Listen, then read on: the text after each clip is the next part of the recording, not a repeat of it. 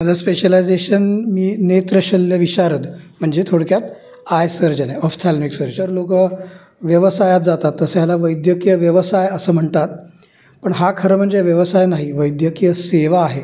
हे पहिलं वाक्य कायम लक्षात ठेवलं पाहिजे. गेली काही वर्ष दर 6 महिन्यांनी अरुणाचल प्रदेशमध्ये अगदी दुर्गम भागांमध्ये पेशंटना तपासायला जातो. पुण्यातनं सर्व उपकरणं घेऊन मी तिथे जातो. म्हणजे पुण्यातल्या माझ्या दवाखान्यात जसा मी रुग्ण तपासीन हुबेहूब तसाच मी रुग्ण अरुणाचल प्रदेशमधल्या त्या खेडेगावांमध्ये तपासतो. कॉम्प्लिकेटेड ऑपरेशन केलं, ते छान झालं तर मला खूप आनंद व्हायचा. पण हा त्या मुलाला एक दृष्टिदान दिल्यासारखा जो माझा अनुभव होता तो कुठल्याही इतर आनंदापेक्षा 100 पटीने जास्ती होता. नमस्कार, मी अमित मुंडिक 5Kमध्ये आपलं स्वागत आहे. नॅशनल डॉक्टर डे निमित्त आज आपण डॉक्टर उदयन दीक्षित यांच्यासोबत बोलणार आहोत. सर नमस्कार. नमस्कार सर, 5Kमध्ये आपलं खूप खूप स्वागत आहे. तुमचं स्पेशलायझेशन कशामध्ये झालेलं आहे सर?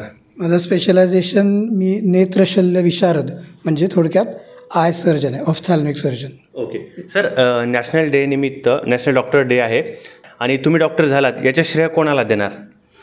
मी डॉक्टर झालो याचं श्रेय सर्वप्रथम माझ्या आईवडिलांना, कारण त्यांनी मला हे शिकायला प्रवृत्त केलं. माझे गुरुजन ज्यांनी मला वैद्यकीय शिक्षण दिलं किंवा मला त्याच्या आधी शाळेमध्ये शिकवलं, त्यातले माझे गुरु अजूनही हयात आहेत. ते 93-94 वर्षाचे आहेत.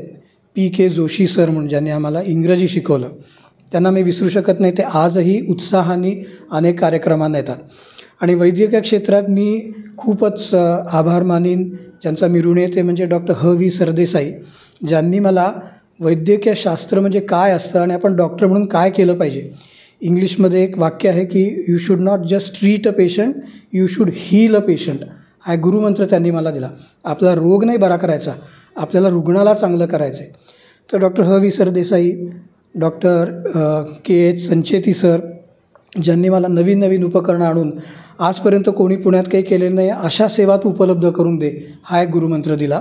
आणि तिसरं म्हणजे नेत्रशास्त्रातले ज्यांना आम्ही भीष्माचार्य समजतो असे डॉक्टर P.N. नागपाल सर, जे अहमदाबादमध्ये असतात, यांनी मला, ह्या 3 जणांचं मी अगदी अतिशय ऋणी आहे, कारण त्यांनी मला आयुष्यात प्रगती करायला खूप प्रोत्साहन दिलं आणि नवीन नवीन मार्गदर्शन केलं. सर, आता जे विद्यार्थी वैद्यकीय आता शिक्षण घेत आहेत त्यांना एक तुमचा एक आता जवळजवळ 40 वर्षाचा अनुभव आहे, एक काय सल्ला देणार त्यांना, विद्यार्थ्यांना मला असा सल्ला द्यावा वाटतो की आपण एकदा वैद्यकीय क्षेत्रात पदार्पण केलं म्हणजे आपण डॉक्टर व्हायचं असं ठरवलं की खूप महत्त्वाची गोष्ट लक्षात ठेवायची, म्हणजे इतर लोक व्यवसायात जातात तसं ह्याला वैद्यकीय व्यवसाय असं म्हणतात, पण हा खरं म्हणजे व्यवसाय नाही, वैद्यकीय सेवा आहे.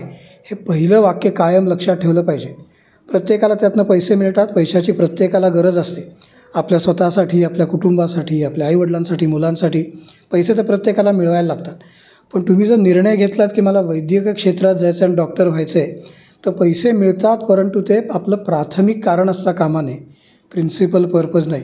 प्राथमिक कारण असणं आपण वैद्यकीय सेवा देतो आहे, त्याच्या अनुषंगाने पैसे मिळतातच.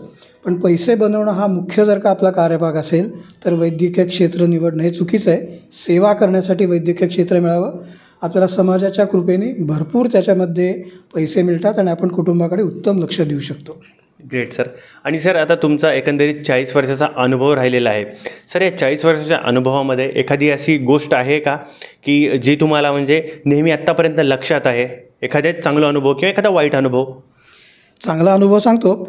मी सध्या गेली काही वर्ष दर 6 महिन्यांनी अरुणाचल प्रदेशमध्ये अगदी दुर्गम भागांमध्ये पेशंटना तपासायला जातो. पुण्यातनं सर्व उपकरणं घेऊन मी तिथे जातो.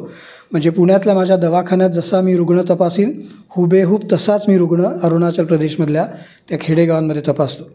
या खेडेगावांमध्ये 10-12 वर्षात त्यांनी डॉक्टरला पाहिलं नाही, नेत्रतज्ञाला पाहिलं नाही असं नाही, कुठल्याच डॉक्टरला पाहिलं नाही. तिथे पोचणंसुद्धा खूप अवघड आहे. अशा अनेक खेड्यांमध्ये मी म्यानमार किंवा चीनच्या सीमारेषेजवळ मी असं जाऊन काम केलेलं आहे गेल्या 2-3 वर्षात. एक छोटासा अनुभव म्हणजे एक अगदी छोटा मुलगा होता, त्याला त्याचे वडील घेऊन आले. ते म्हणले त्यांनी 7 दिवसात डोळे उघडले नाही आहेत. डोळे उघडण्याचा प्रयत्न केला, त्यांनी घट्ट डोळे आवळले होते. माझ्याकडे काही स्पेशल मी डोळ्यात टाकण्याचे थेंब इंग्लंडहून घेऊन आलो होतो. मी इंग्लंडमध्येही वर्षातले 3 महिने काम करतो. तर माझ्या पत्नीला सांगितलं की ते डोळ्यात थेंब टाक, मी तोपर्यंत दुसरा पेशंट तपासतो. तिने 5-5 मिनटाच्या अंतराने ते थेंब टाकले. त्या थेंबाने डोळा बधीर होतो. 5 मिनटांनी त्या मुलाने डोळे उघडले. त्याचे वडील त्याला घेऊन उभे होते. त्या मुलाला बघितलं तर त्याच्या डोळ्यामध्ये अजीवनसत्वाचा अभाव असल्यामुळे खूप दुष्परिणाम झाले होते आणि ते खूप तीव्रतेचे असल्यामुळे त्याला बिचाराला डोळेसुद्धा उघडता येत नव्हते. जेव्हा तो ॲनेस्थेटिक ड्रॉप किंवा ज्याला संमोहनशास्त्र म्हणतात तो थेंब टाकला की त्यांनी डोळे उघडले. त्याचा उपचार काय? फक्त व्हिटॅमिन एचे डोसेस देणं. म्हणजे इतका साधा उपचार, पण त्या बाळाला कोणी पाहिलंच नव्हतं, कोणी तपासलंच नव्हतं. त्याला जर तपासलं नसतं तर तो कायमचा अंध झाला असता. पण अतिशय सिम्पल ट्रीटमेंट करून त्याला व्हिटॅमिन एचे इंजेक्शन देऊन त्याचे डोळे मला वाचवता आले. हा आनंद मी पुण्यात अगदी खूप क्लिष्ट असं शस्त्रक्रिया केली, कॉम्प्लिकेटेड ऑपरेशन केलं, ते छान झालं तर मला खूप आनंद व्हायचा. पण हा त्या मुलाला एक दृष्टिदान दिल्यासारखा जो माझा अनुभव होता तो कुठल्याही इतर आनंदापेक्षा 100 पटीने जास्ती होता. हा एक खूप सुखद अनुभव मला अगदी नुकताच आलेला गेल्या वर्षामध्ये. तुम्ही जे म्हणता की अतिशय दुर्गम भागामध्ये तुम्ही जाऊन चेकअप करता, तर त्यावेळेस येणारे म्हणजे तुम्हाला कोणकोणती आव्हाने येतात सर त्याच्यासमोर? अरुणाचल प्रदेशमध्ये जाऊन तपासायचं म्हणजे पहिलं आव्हान म्हणजे सगळी उपकरणं तिकडे न्यायची. आपण विमान प्रवास करतो, 15 किलोच्या वरती सामान देणं आपल्याला परवानगी नसते. माझं तर खूपच मोठं सामान असतं. पण आपण चांगलं काम करायला गेलो की चांगले लोकच भेटतात असा मला प्रत्येक प्रवासाच्याला अनुभव आला आहे. कुठल्याही एअरलाईननी कधीही मी नेत असताना आक्षेप घेतला नाही. ते आधी म्हणायचे की तुम्ही खूप जास्ती सामान आणले, तुम्हाला पैसे भरायला लागतील. मी पैसे बाहेर काढायचो, त्यांना म्हणायचो मी पैसे देतो, पण मी कशासाठी चाललो ते समजून घ्या. मी सुट्टीसाठी नाही चाललेलो, मी हे काम करायला चाललो आहे.